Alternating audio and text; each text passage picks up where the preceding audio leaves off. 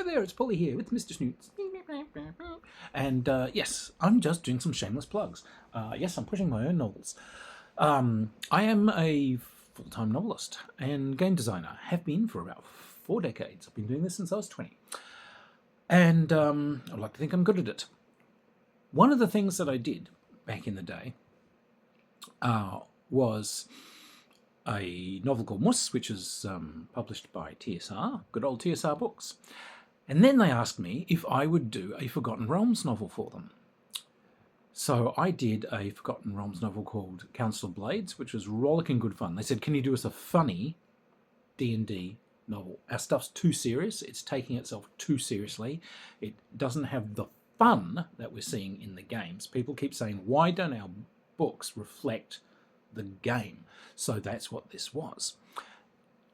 Roll forward to when Wizards of the Coast purchased D&D and decided to bring out D&D 3.0.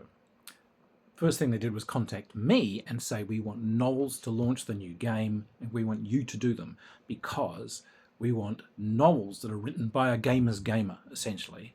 We want novels that new people coming fresh to the game can read and get a feel for what D&D is like, but also we want the old players to come back and we want them to have novels that encapsulate what an actual session is like. So again, I had that conversation with them to say the anecdotes that role-playing gamers will tell you are not about how cool their guys were and how hot their character is and how unbeatable it is. They might be now, but they weren't before. What it will be, it'll be the funny bit where someone gets the fireball spell wrong and toasts half the party. Where someone's trying to do something really cool and suddenly like the dice completely flub and they have to somehow brazen it through anyway. Or where someone comes up with a great scam but has made one tragic little mistake in the middle of it and suddenly find themselves exposed as a complete idiot. These sorts of things are what people tell as a gaming anecdote. It says, if you want books that actually encapsulate the gaming experience, yes, they have to have action and adventure, but they also have to have the fun and the frolic. So from that, I did a trio of novels for Dungeons and Dragons, which were White Plume Mountain, Descent into the Depths of the Earth, and Queen of the Demon Web Pits. Great fun books. Later on, they got me to do a Gamma World novel for them as well. But I can't do D&D novels anymore. Wizards just aren't commissioning them. They don't want them. They're not publishing books. They just not doing that anymore. But what I did do is decide I will do the D&D novel that I guess I might have done were we still doing D&D novels proper. So I have a publisher these days, Perceptions Press, who are great. I love them to bits. They're a Canadian publisher and they get stuff out into stores. They also get it into, obviously, onto Amazon and Smashwords and places like that. I did a novel called The Dungeoneers, and this was supposed to be the good fun kind of Dungeons and Dragons novels I could have been doing if, Wizards were still interested in that stuff. So, The Dungeoneers. The idea is we have a lovely little group of characters, and at its core is a female goblin character. She's actually trans. So this is the first real trans representation in gaming novels, period. There it is. I did it. It's out there. But this wonderful goblin character is Dodgy AF, and she is actually a cleric, but a cleric of a trickster god, but kind of a noble trickster god, like a Robin Hood-esque sort. Still, Dodgy as Dodgy is a £3 note, but this character is a delight. She hooks up with a lovely young magic user who's a centaur, and they hook up with a beautiful giant spider called Violet, who is Violet is just gorgeous. I loved her to death. She doesn't speak, but she does learn to write. So she's usually got like a little wax tablet and a stylus, so she kind of gets your attention, holds up pictures that she's drawn, and they had to, figure out what she's saying from that. Later on, she does learn to write, but she's delightful. They get this paladin with them who's sort of he's grown up with the goblin. He knows her well, and so he's just somehow desperately trying to keep her in control. So as they first hook together, the paladin's actually one of the guys guarding the gates to the local town. They're coming in. They got this giant spider, and he's just like, no, no, no, no, no, no, no, no, no. What? But she's intelligent. No, no, no. You can't bring a giant spider into town. No, absolutely not. And so they can just do this whole moral argument about just so sorry that you feel you have to judge people in this way, and she wants to go in there and learn how to read and write and improve herself, and you're just denying her all of that. That's so... No, you can't make me... No, you can't make this a bad thing. Giant spider in town, bad thing. And yes, so they're very good. She's very good at logically turning this poor guy around, so he has to... But you end up with a murder mystery that they have to solve, and the murder mystery ends up being tied up with a huge quest which leads to this dungeon exploration. And this whole thing is actually based around my mega dungeon from my first D&D campaign back in the 70s, which still exists. And in fact, the actual dungeon itself, which is called Wolf's Head Tor, you can get it on drive-thru. I've actually published it. Wolf's Head Tor. It is my original 1970s dungeon, just kind of cleaned up beautifully, and it's out there. It's a riot. Go have a look for it. But Wolf's Head Tor is where these guys are off to have their adventure. So off they go on a wonderful wilderness adventure. There's other teams after them. You've got running fights. You've got, great dungeoneering to do, and unpleasant foes to overcome. It is a rollicking good adventure. It's full of fun and life and laughter and cool dialogue, and some really good dungeoneering, which is the other thing that you don't see in Dungeons and Dragons novels.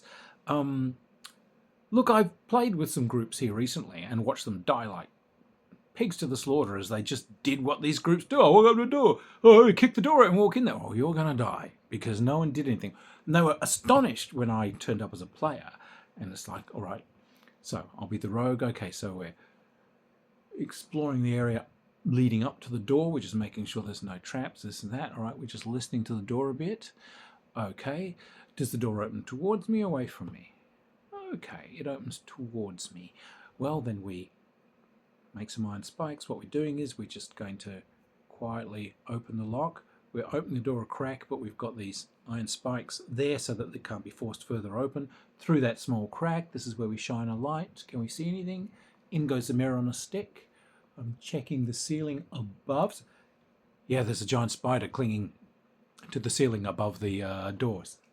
Oh, of course there is. Anything else I can see in there? Yep. Some kind of big dark entrance on the other side. Hard to see in the mirror. No, that's okay. Right, right. Spider waiting to pounce on anything that comes through the door. This is how you actually survive as a dungeoneer. And this is the sort of thing that comes through in the books as they're actually doing proper exploration. The spider, by the way, is lovely. Because as they get into this huge kind of haunted mansion thing, which has got heads of severed animals up on walls and trophies and everything. It has to hide from people at one point. So it just climbs up on a wall and just freezes there. And it doesn't look out of place. It looks as if it's another trophy up on the wall. Plus it can walk along ceilings. And for those of you who are D&D connoisseurs, there are in fact monsters there that only ever appeared in the original Brown books, like the Juggernaut. One of my personal favourites. And because this is a 1970s dungeon, there it is. So there's a lot of moments in it. But again, you don't have to be a player to enjoy the book either, because it's a great fantasy tale. So yeah, look, for the queer community that's always saying we want representation, I'm giving it to you. I'm doing it. It's out there. Stop whinging, go get the books. For the gamers that keep saying they're just seeing so much pretentious stuff or things that don't seem to echo actual gaming, there they go. People stopped publishing gaming books. There was that high period where we could find if you had a cool set of game, Phaser were really good at it. You know, so that you'd have your Shadowrun books and you'd have your MechWarrior books, and we had our D&D books. We kind of had our own literature, and it's gone. I'm keeping it alive. I continue to do the books that role-playing gamers would want to read. They're out there, they're well written, they honestly are, and they're a riot. So yeah, do go take a look. The Dungeoneers. The link is down below, down there. Mr. Snoots is looking at it now. And yeah, I will be having a ton of stuff coming out. If you look at the coming soon on their website, flooded with stuff by me. And there will be a lot more. These guys are turning out to be a really good publisher.